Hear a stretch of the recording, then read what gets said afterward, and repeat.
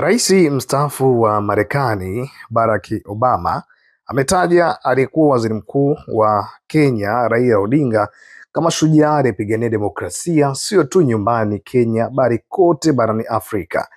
Katika ujumbe wake wa risala ya rambirambi kwa Wakenya, Obama alimkumbuka Odinga kama mtoto wa juhudi za kupigania uhuru wa nchi, hasa ambaye baba yake alifungwa na serikali ya mabeberu kwa ajili ya kutaka Kenya kuwa huru mnamo mwaka 1952.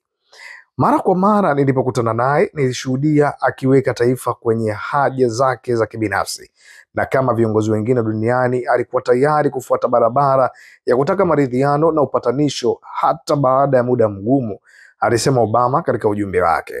Obama ambaye ana asili yake kutokea kaunti ya siasa alikozaliwa baba yake Hussein Obama, anamkumbuka Raila kama jinsi alivyompa mapokezi mazuri alipofika nchini katika awamu ya kwanza ya uongozi ya Mwai Kibaki akiwa seneta wa jimbo la Illinois. Raila aliandamana na Rais Obama kuelekea Kogelo kwa boma la babu yake alikoishi nyanya yake Sarah Obama alipokuwa akiishi pia. Obama ambaye alikutana na kushirikiana na Odinga hasa alipokuwa waziri mkuu wa Kenya amesema pia maishani mwake Raila alitoa mfano mkubwa sio tu kwa Wakenya na barani Afrika bali duniani pia.